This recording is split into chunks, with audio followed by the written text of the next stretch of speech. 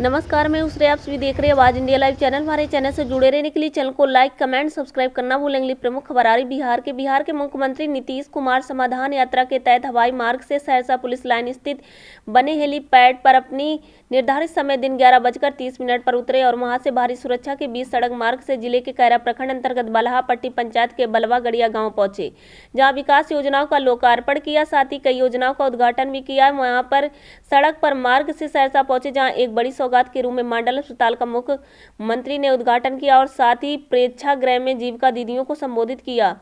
इसके अलावा जिले में निर्धारित कार्यक्रमों के बाद मुख्यमंत्री विकास भवन के सभागार में पदाधिकारियों के साथ समीक्षा बैठक की। मुख्यमंत्री नीतीश कुमार के साथ समाधान यात्रा के उप मुख्यमंत्री तेजस्वी यादव एवं विजय चौधरी समेत मधेपुरा के सांसद समेत कई नेता मौजूद रहे। दिन के 4:30 बजे सहरसा में मुख्यमंत्री पटना के लिए हाईवे मार्ग से उड़ान भरेंगे। इस दौरान बल्हापट्टी पंचायत के बलवा गड़िया गांव की महिलाओं ने मीडिया से अपनी दर्द को बयां किया।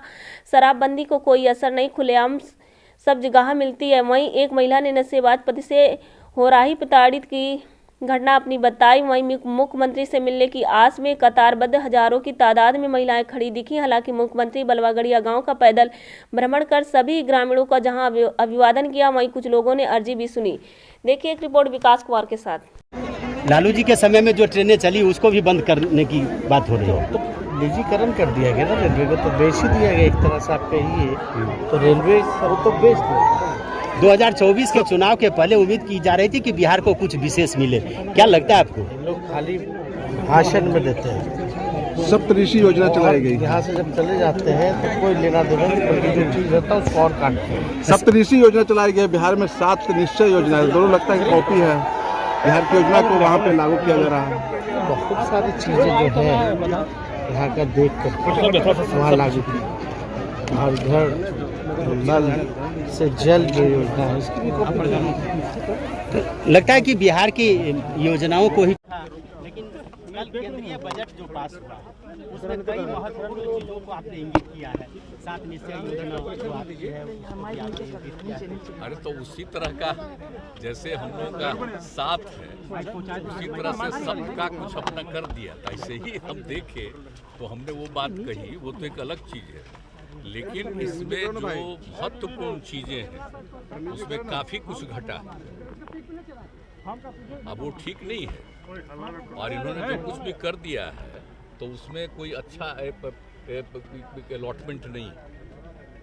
अब आप लोग कहिएगा तो हमको आज ही सुबह मैंने कल रात में ही हमको जो इन लोगों ने, हम तो चूँकि बाहर घूम रहे थे ना, तो हम तो पहले सब दिन उनका देखते थे, तो जो हम देखे थे, आप देखिए मनरेगा में, आप सोचिए मनरेगा कब का बात शुरू से चल रहा है, अब विकास के लिए कितना जरूरी है। अब मनरेगा में 22-23 में जो 73,000 करोड़ रुपया का प्रोविजन था, अब उसको घटा दिए 60,000 करोड़। तो आप सोचते लीजिए मनरेगा का क्या खत्म कर दिया, कम कर दिया। और फिर उस तरह से प्रधानमंत्री किसान सम्मान निधि, आप बोलते रहते हैं कि हम किसान को इतना सम्मान करेंगे, ये करते हैं वो करते हैं। और किसान सम्मान निधि में 22-23 में था 68,000 लाख, इसमें हो गया 60,000। अब घट गया 800, मैंने पहला बार हट गया 13,000 लग गया और दूसरा बार लग गया आपको समझिए कि 8,000। तो इसी तरह से आप देख लीजिए। अब तीसरा है प्रधानमंत्री कृषि सिंचाई योजना। अरे भाई कृषि की बात आप कर रहे हैं, कृषि सिंचाई योजना में भी घट गया है, देख लीजिए 2,167 करोड़। इस तरह से और चीज़ों में घटा है। और राष्ट्रीय शिक्षा मिशन उसमें भी घट गया है 600 करोड़। तो अगर इसी तरह से लिखिए और चीज़ों में घटा हुआ है, लेकिन आप समझ लीजिए कि कोई भी चीज़ में, स्वास्थ्य के क्षेत्र में भी घटा है, तो जो सबसे महत्वपूर्ण चीज़ें हैं उसी में तो इन लोगों ने घटा दिया। तो ये कौन सा चीज़ है? आई जो बता दिए, तो आप समझिए कि जो सप्तऋषि की बात की है, हम लोग तो 7 निश्चय किया और उसमें 5 साल करके उसका 7 निश्चय 2 हम लोग शुरू करती है, तो ही सप्तऋषि की बात की है। तो इससे क्या होने वाला? कुछ नहीं है, कोई खास चीज़ है नहीं। आप जरा इसी को देख लीजिए जिसका घटा, तो जो लिखे सप्तऋषि में 7 वो चीज़, उसको भी हम बचता है। वो तो केंद्र की योजनाओं में जो भी राज्य के पास पैसा वो चला जाता है उधर, कहीं 40% में, तो इसीलिए स्टेट चला जाता है, तो उन्हीं का ना है।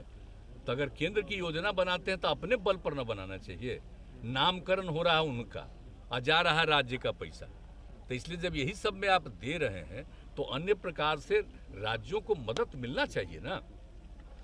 तो जो मदद मिलता है राज्य का शेयर है उसका तो बहुत बड़ा हिस्सा चला जाता है उन्हीं में। लेकिन जो सबसे बड़ी बात है, सबसे महत्वपूर्ण बात यह है कि कोई भी राज्य अपने विकास के लिए बाहर से कोई ऋण ले, कोई भी चीज़ ले, तो उसके लिए उसका एक लिमिट बढ़ना ना चाहिए भाई, तभी ना विकास होगा। तो ये तो हम लोग चाह रहे हैं। वैसे तो आप सोच लीजिए सब तरह की दिक्कत के साथ भी कितना आगे बढ़ गया। आई तक गए थे 4.5 का कहे थे ना, 4.5 का कहे थे, अब उसको घटा के 3 पे छोड़ दिया है। तो सोच लीजिए, अब एक सब 0.5 तो अलग है, वो तो अलग चीज है, उसमें तो वो दूसरे तरह का नियम।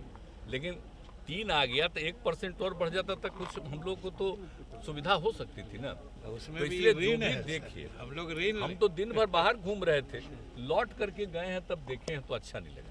तो कुछ बातें उस समय थी, उस समय हमने दे दिया। कहा है उन्होंने रेल बजट का आकार बढ़ाया है इस बार, रेल बजट का आकार बढ़ाए हैं, 2 लाख करोड़ रुपये इस बार लगभग रेल में निवेश होगा। लगता है बिहार को कुछ मिलने वाला है क्या रेल में?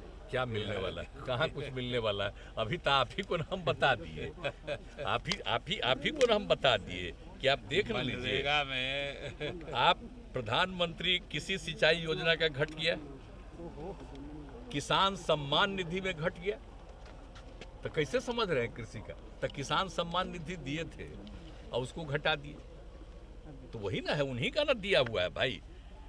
अब शिक्षा मिशन में भी घटा ही दिए, स्वास्थ्य मिशन में घटा ही दिए, ग्रामीण आजीविका मिशन में घटा दिए, सामाजिक सुरक्षा कार्यक्रम में घटा दिए, सब चीज़ में घटा दिए। तो जो सबसे चीज़ें कह रहे हैं कि मनरेगा, तो मनरेगा वाला क्या काम था बोलिए?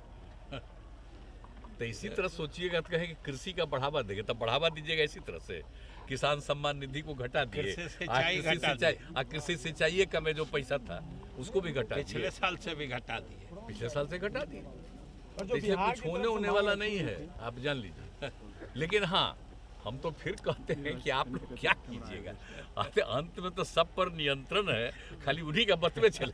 नहीं सर, जो बिहार की अरे नहीं, आप तो मेरा बतवा पूछ रहे हैं, आप लोगों की बड़ी कृपा है, लेकिन हम उन्हीं कह रहे हैं कि इस तरह से जो एक तरीका बना लिया है, तो इसलिए वैसे तो हम आज तक सब दिन, तो इससे क्या होने वाला? कुछ नहीं है, कोई खास चीज है नहीं। आप जरा इसी को देख लीजिए जिसका घटा, तो जो लिखे हैं सप्तऋषि में 7 वो चीज, उसको भी हमको देखने का कल हम लौट करके गए तो मौका मिला, तो हमको तो लगा इसमें तो कुछ खास चीज लग नहीं रहा सर वो कि अंक आखिरकार में फेरबदल भी कर सकते थे, अंक में फेरबदल भी कर सकते थे, 5 ऋषि करते, 9 ऋषि करते, सब नहीं, ऋषि कुछ भी करते, लेकिन अपना कर दिए हैं तो वो सब तो हम यूं ही बोल रहे हैं, खैर उसमें जो मर्जी करे।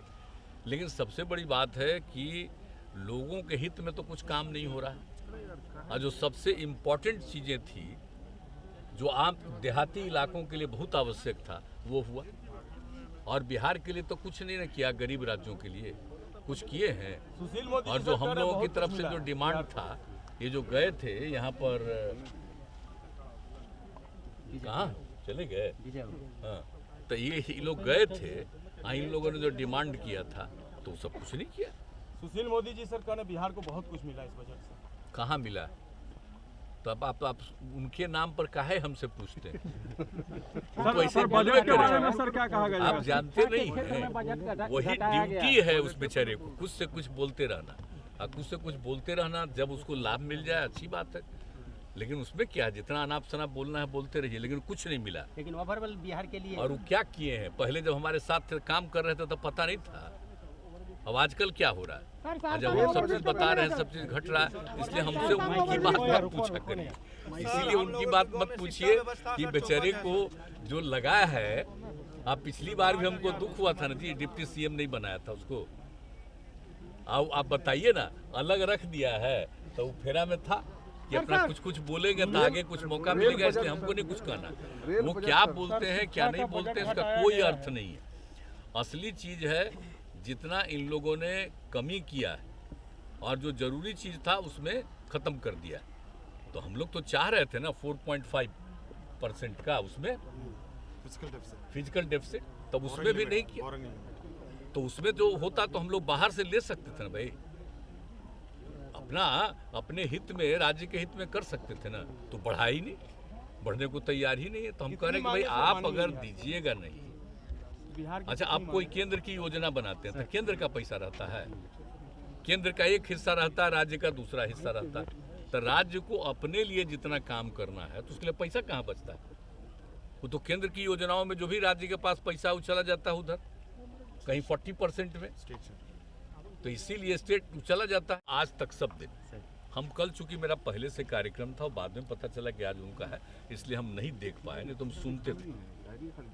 कल नहीं सुन पाए, हम लौट करके गए हैं 5:30 बजे के बाद, तब हम समूचा सब चीज़ देखे, उसके बाद तुरंत अपना कमेंट भी थोड़ा बहुत आज आप जरूर घटा दिया। आज जो है तो हम लोगों का तो सब तरह से कोई वृद्धि नहीं, लेकिन आप समझिए कि अब राज्यों को और भी अपना काम आगे बढ़ाने के लिए और ऋण की जरूरत पड़ेगी ना जी। जो पैसा है उसमें तो होगा नहीं, तो और भी लेना पड़े तो लेना चाहिए, तो करते ही नहीं। हम लोग तो नहीं लेते थे, बहुत कम करते थे, लेकिन अब जितना नियंत्रण कर दीजिएगा, अल्लाह हम लोग कहते हैं कि विशेष राज्य का दर्जा भी दीजिए, तो कुछ तो सुन ही नहीं रहे।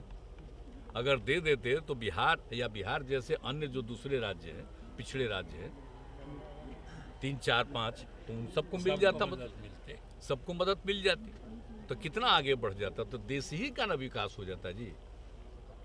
तब है ही नहीं, कुछ अपना बोलते रहते हैं। स्लैब सर 5 से 7 लाख किया गया है, इसका फायदा आम आदमी को मिलेगा।